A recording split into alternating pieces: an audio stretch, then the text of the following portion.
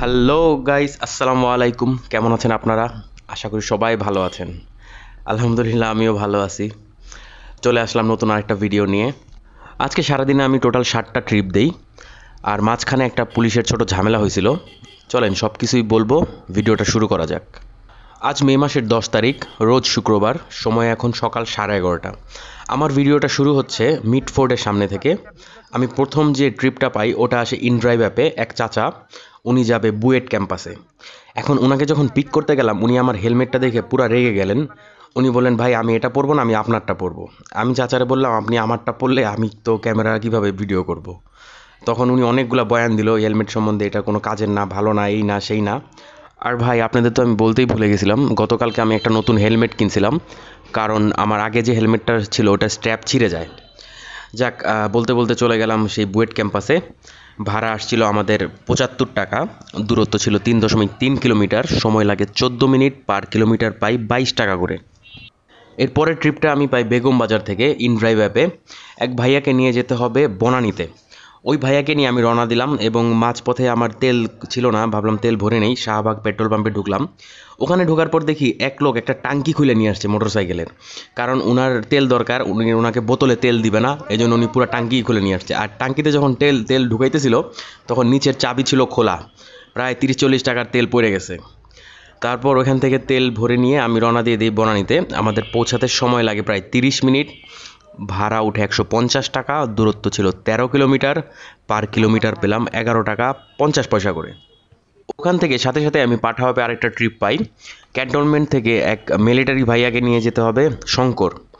ক্যান্টনমেন্টের ভিতরে ক্যামেরা তো চলে না, নট অ্যালাউড। আমি আগেই ক্যামেরা খুলে নিলাম, তাকে পিক করলাম, চলে গেলাম শঙ্করে। ওখানে যেতে যেতে ভাইয়ার সাথে কথা বললাম, ভাইয়া নাকি মেজর মিলিটারির।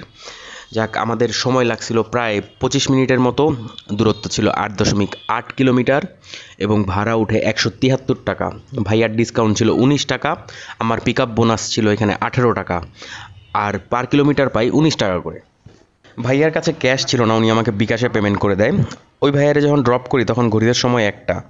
আমি ইনড্রাইভে একটা রিকোয়েস্ট দেখলাম, একদম আমার বাসার সামনে, মোহাম্মদপুর থেকে এক আপু যাবে, ওনাকে পিক করতে চলে গেলাম। উনি আমাকে যাওয়ার পর প্রায় 10 মিনিট দাঁড়া করায় রাখছিল, এবং উনি আসার পর আমাকে যখন বাইকে উঠলো তখন বলতেছে, ভাইয়া জলদি চলেন জলদি চলেন, ওনার জন্য কি জানি ওয়েট করতেছে, এই জন্য জলদি যাইতে হবে।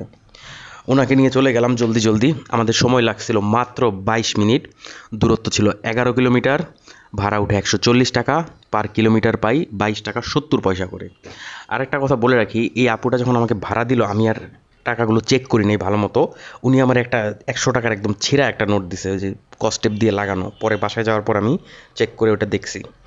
আচ্ছা, তখন অলরেডি সময় 1:30 বেজে গেছে। আমি নামাজের বিরতি নিই আধা ঘন্টা। তারপর আমি আরেকটা রিকোয়েস্ট পাই ইনড্রাইভ অ্যাপে। এক ভাইয়াকে লক্ষ্মীবাজার থেকে নিয়ে যেতে হবে খিলগাঁও। ওনার 3টা বাজে পরীক্ষা আছে, এজন্য উনি বলতেছিল একটু জলদি আসেন। ওই ভাইরে লক্ষ্মীবাজার থেকে খিলগাঁও রেলওয়ে কলোনিতে ড্রপ করতে আমার সময় লাগে 20 মিনিট। দূরত্ব ছিল 6.1 কিলোমিটার। ভাড়া উঠে 140 টাকা। পার কিলোমিটার পাই 12 টাকা করে। এরপর আমি আমার একটা পার্সোনাল কাজে যাই আপনার টেকনিক্যালের সামনে। ওখানে ফুটপাতের উপরে বাইকটা রেখে আমি এক জায়গায় গেছিলাম, আইসা দেখি বাইকের সামনে সার্জেন্ট দাঁড়ায় রয়েছে। উনি আমার বলতেছে, কেন আপনি এখানে রাখছেন? এখন আমি আর কি করবো, উনি কেস দিবেই আমারে।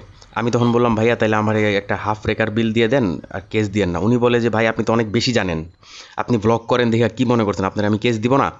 তারপর অনেক রিকোয়েস্ট করার পরে উনি শেষ পর্যন্ত একটা দিল, রেকার বিল করে দিল। আর রেকারের যে বিল করে উনি আবার ওইখানে ছিল না। তখন সেই ট্রাফিক পুলিশকে নিয়ে বাইকে করে আমার কিছু দূর যাওয়া লাগছে মিরপুর বাংলা কলেজের সামনে। ওইখানে যে রেকারের যে অফিসার ছিল, যে বিল করে, উনি আমার কাছ থেকে সব কিছু যাইনা টাইনা স্লিপে লেখা দিল। তাকে আমি 600 টাকা দিলাম হাফ রেকার বিল। তারপর ওইখান থেকে আমি বেরোইতে পারছি। আর ব্যাপারটা এরকম ছিল যে আমি জায়গা পাচ্ছিলাম না কোথাও রাখার। আমি ভাবছিলাম পেট্রোল পাম্পের ভিতরে রাখবো, পেট্রোল পাম্পওয়ালা বলতেছে এখানে রাখেন না। এই জন্য ফুটপাতের উপর রাখে আমি পাশেই দোকানে গেছিলাম। আইসাই দেখি মানে এই মানে কপাল খারাপ থাকলে যা হয় আর কি। আর ট্রাফিক পুলিশটা যে, উনি আমারে বলল অফিসে যাওয়ার পর যে ওইখানে যে সার্জেন্ট ছিল উনি অনেক কড়া। উনি নাকি সবাইকে কেসই দিয়ে দেয়, উনি জীবনে কোনো দিন নাকি ঘুষও খায় না। এখন আমার কপালেই কড়া সার্জেন্টটা এসে বলল। ওখান থেকে রেকার বিল নিয়ে আমি চলে যাই। তারপর আমার একটা কাজ ছিল বাড্ডাতে। আমি বাড্ডাতে কাজটা শেষ করে পাঠাও অ্যাপটা অন করি, এবং সাথে সাথে আমি একটা রিকোয়েস্ট পাই। আজকে আইসিসিবি যেখানে বসুন্ধরা পূর্বাচল এলাকা, ওখানে কনসার্ট ছিল। ওই কনসার্টে যাওয়ার জন্য এক আপু আমাকে রিকোয়েস্ট দেয়, তাকে পিক করে রওনা দিয়ে দিই কনসার্টের উদ্দেশ্যে। আসেন এবার একটা কমেন্টের অ্যান্সার দিই। এক ভাইয়া লিখছেন উনার ড্রাইভিং লাইসেন্স হয় নাই, লার্নার কার্ড আছে, লার্নার কাগজ আছে, অ্যান্ড ওটা দিয়ে কি পাঠাও চালানো যাবে কি না। পাঠাও রেজিস্ট্রেশন করতে হলে ড্রাইভিং লাইসেন্স লাগবে।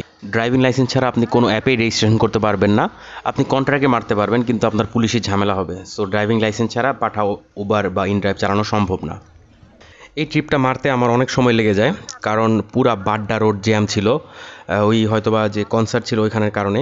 আর পূর্বাচলে যাওয়ার পর তো যে রোডে ঢুকছি ওখান থেকে বেরোইতে আমার 40 মিনিট লেগে গেছে, কারণ পুরা রাস্তা জ্যাম।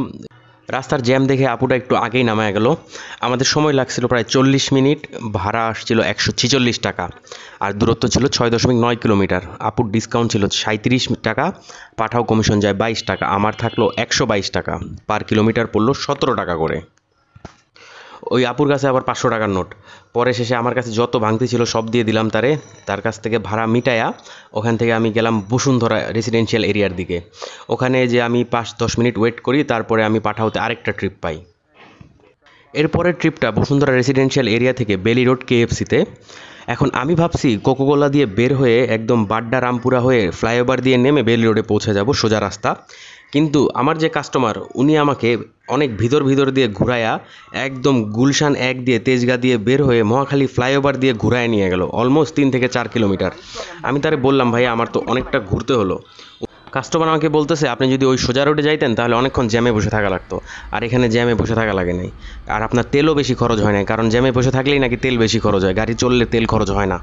ওই ভাইরে নিয়ে আমার পৌঁছাতে সময় লাগে 30 মিনিট, দূরত্ব ছিল 9.6 কিলোমিটার, ভাড়া উঠে 166 টাকা, ভাইয়ার ডিসকাউন্ট ছিল 19 টাকা, পাঠাও কমিশন যায় 19 টাকা, আমার থাকলো 164 টাকা, আর পার কিলোমিটার পেলাম 17 টাকা করে।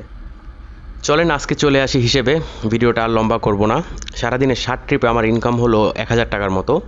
আর যে টাকা জরিমানা দিছে ওটা তো ভাই কপাল, ওই টাকা ধরলে তো আর চলবে না, জরিমানা তো আর প্রতিদিন দেওয়া লাগে না, হয়তো বা যদি পাঠাও নাও চালাইতাম তাও আমার জরিমানা লাগতো। আমার 1000 টাকার থেকে আমি যদি 200 টাকার তেলের জন্য বাদ দিই তাহলে থাকবে 800 টাকা। খারাপ না শুক্রবারের দিনে। তাহলে বন্ধুরা ভিডিওটা এখানেই শেষ করব, দেখা হবে নতুন আরেকটা ভিডিওতে। সবাই ভালো থাকবেন, সুস্থ থাকবেন, আর ভিডিওটা যদি ভালো লাগে তাহলে লাইক করে দিবেন, আর ভালো না লাগলে ডিসলাইক দিবেন, আর কমেন্টে জানাবেন কেন ডিসলাইক দিছেন, আর নতুনরা প্লিজ সাবস্ক্রাইব করতে ভুলবেন না। সবাইকে অসংখ্য ধন্যবাদ।